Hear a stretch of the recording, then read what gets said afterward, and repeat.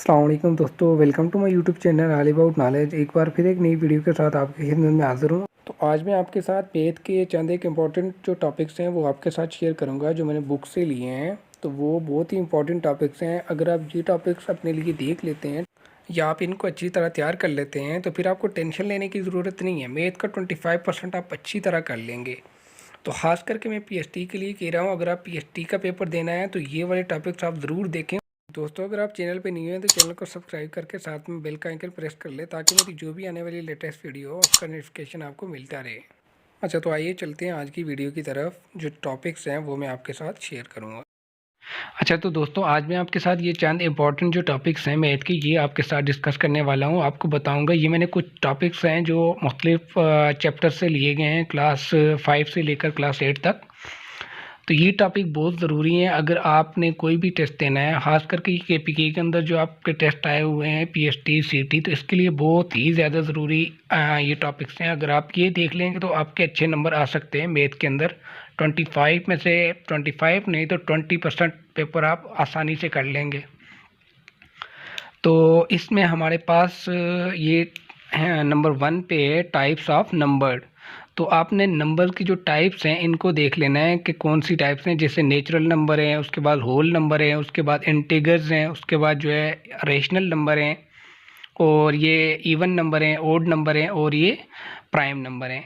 तो इन नंबर्स को आपने अच्छी तरह देख लेना है कि ओड नंबर क्या होता है, प्राइम नंबर क्या होता है, इसके अलावा रेशनल क्या होता है, इर्रेशनल क्या होता है जैसे। तो ये चीज़ें आपने देख लेनी है। ये मैं सबसे बेसिक से स्टार्ट कर रहा हूँ ताकि आपको सही तरह समझ आ सके। उसके बाद ये नंबर 2 पे मैंने जो ये टॉपिक उठाया हुआ, तो इसमें आपने एडिशन, सब्ट्रैक्शन, मल्टीप्लिकेशन और डिवीजन, तो ये बेसिक चीज़ें आपको ये तो आनी चाहिए। क्लास 5 और 4 में जैसे कि आपको ये मिल जाएगी। तो ये चीज़ें आपने देखनी है, ये बेसिक चीज़ें हैं। अगर आपको ये नहीं आती तो इसका मतलब आप मैथ को सीख ही नहीं सकते आगे। तो आगे कैसे चलेंगे अगर आपको ये बेसिक चीज़ें ही नहीं आएंगी। तो मैं बेसिक चीज़ें आपके साथ ये डिस्कस कर रहा हूँ ताकि इनकी आपको समझ आए। ये अगर आप लोगों को आते हैं तो आप अच्छी तरह पेपर करके आ सकते हैं। तो इसके बाद हमने तीसरे नंबर पे रखी है सिंप्लीफिकेशन।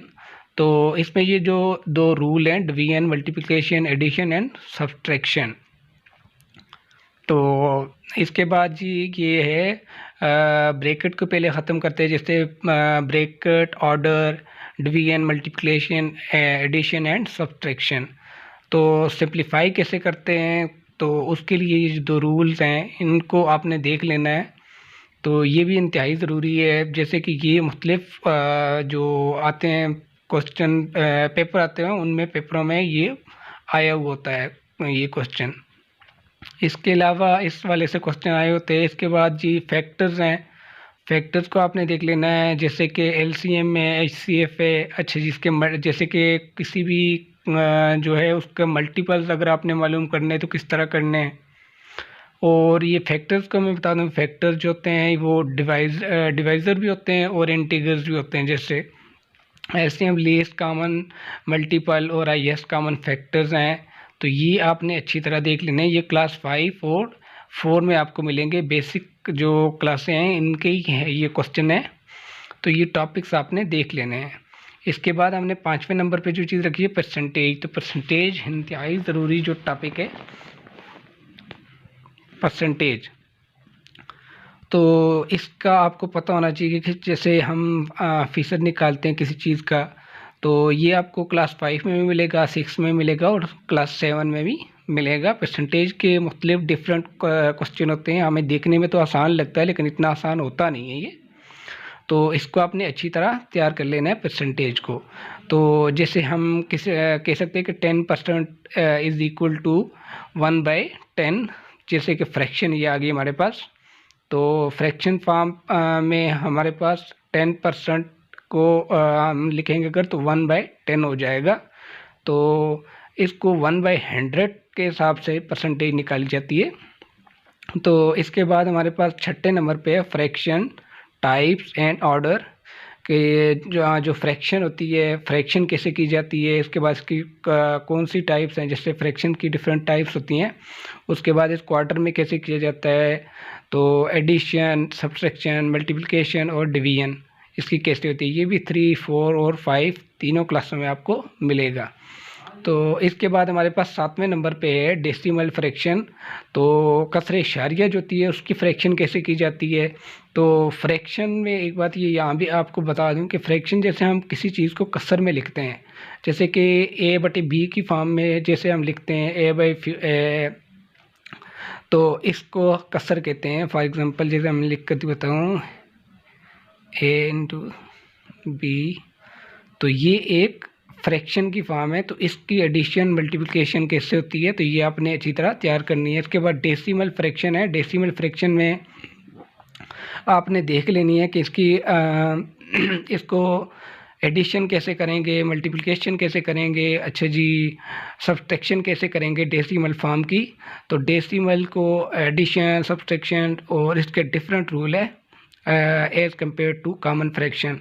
तो कॉमन फ्रैक्शन में और डेसिमल फ्रैक्शन में आपने फ़र्क रखते हुए इनकी डिफरेंट तरीका है, तो उसको आपने फॉलो करते हुए ये चीज़ें सीख लेनी है। इसके बाद डेसिमल फ्रैक्शन के अंदर ही एक और चीज़ होती है कि जिससे हम चेंज करते हैं, कन्वर्सेशन जिसके कहते हैं। तो इसमें चेंज करने के लिए क्या तरीकाकार है, तो इसको भी आपने देख लेना है। जैसे कि डेसिमल फ्रैक्शन है तो उसको हमने कॉमन फ्रैक्शन में कैसे चेंज करना है, और कॉमन फ्रैक्शन है हमारे पास तो उसको डेसिमल फॉर्म में किस तरह चेंज कर लेना है।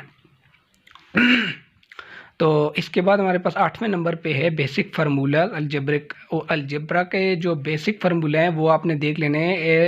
a+b होल स्क्वायर, जैसे a+b होल क्यूब किसके इज इक्वल टू व्हाट।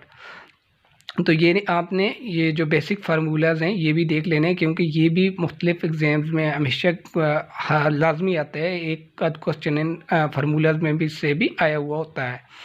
तो उसके बाद हमारे पास 9वें नंबर पे है, नंबर 9 में इंटीग्रल्स। तो इंटीग्रल्स को आपने देखना है, इसके एडिशन, अच्छा जी सब्ट्रैक्शन, मल्टीप्लिकेशन और डिवीजन देखनी है, और इसके अलावा इनकी प्रॉपर्टीज़ भी आपने देख लेनी है इंटीग्रल्स की। तो मैं वीडियो को ज़्यादा लंबा नहीं करना चाह रहा, तो इसलिए सिंपल से आपको टॉपिक बताता जा रहा हूँ। तो 10वें नंबर पे हमारे पास रेशियो। तो रेशियो को आपने देखना है कि रेशियो कैसे निकाली जाती है, रिलेशन जिससे हम टू क्वांटिटीज़ के दरमियान जो है रिलेशन कैसे फाइंड करते हैं। तो उसके लिए जो रेशियो के क्वेश्चन आते हैं, तो ये भी कॉमनली देखा गया है कि मुख्तलिफ पेपर्स में आए हुए होते हैं। जैसे NTS की तरफ से जो रिसेंटली पेपर हुए थे तो उनमें भी आया हुआ था क्वेश्चन। तो इस तरह के क्वेश्चन भी आए हुए होते हैं, और परसेंटेज और रेशियो और ये प्रोपरेशन के क्वेश्चन ज़्यादातर आए हुए होते हैं। तो इसलिए इनको भी आपने अच्छी तरह तैयार कर लेना है। तो इसके बाद हमारे पास आगे ज्योमेट्री है। ज्योमेट्री के लिए आपने एंगल देख लेने हैं, एंगल की मुख्तलिफ टाइप्स देख लेनी है कि कितनी टाइप्स हैं, तो कौन से एंगल कितनी डिग्री पे हो तो उसको कौन सा नाम दिया गया है। तो इसलिए एंगल की आपने टाइप देख लेनी है। इसके बाद जैसे रेक्टेंगल है, स्क्वायर है, तो ये भी देख लेना है। इसके डिफरेंट कुलियास हैं किसी चीज़ के मतलब कि लेंथ मालूम करने के लिए या वेड्थ मालूम करने के लिए रेक्टेंगल का डिफरेंट है, स्क्वायर का डिफरेंट है। तो ये आपने फार्मूलाज भी इनके लिए देख लेने हैं, बेसिक छोटे छोटे फार्मूले होते हैं इनके।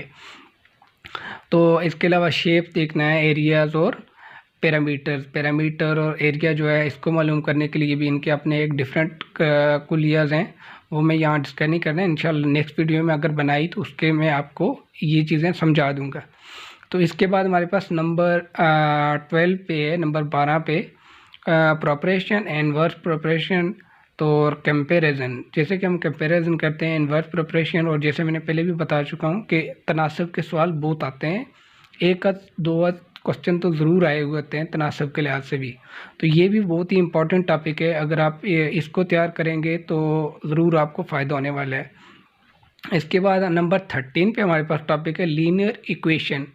तो लीनियर इक्वेशन जो हैं इनको भी लाजमी करना है। ये जो पिछला पेपर आया था तो इसमें लीनियर इक्वेशन के 3-4 क्वेश्चन आए हुए थे तकरीबन। तो इसमें जो होता है जो लीनियर इक्वेशन होती हैं इनमें तो मोर देन वन वेरिएबल जो होता है इसको लीनियर इक्वेशन के कहा जाता है। जैसे कि जैसे कि for example 2x - 3 = 0 and 2x या 2y = 8। तो इस तरह की जो इक्वेशन होती है इनको लीनियर इक्वेशन कहा जाता है। तो इनको भी आपने अच्छी तरह तैयार कर लेना है, इनकी जो है इसको अच्छी तरह आपने देख लेना है। इसके बाद हमारे पास नंबर 14 पे जो हमने रखा है तो सेट को आपने देखा है। इसके लिए आपने जो है सेट की डिफरेंट टाइप्स हैं, जैसे फाइनाइट है, इनफाइनाइट है, सबसेट होता है, उसके बाद यूनिवर्सल होता है, एम्प्टी सेट होता है, इसके बाद इक्वल सेट होता है। तो आपने ये डिफरेंट टाइप्स इसकी देख लेनी है। इसके बाद इसके अंदर और चीज़ें होती है जैसे कि तो उसके बाद यूनियन मालूम करना होता है और इंटरसेक्शन मालूम करना होता है।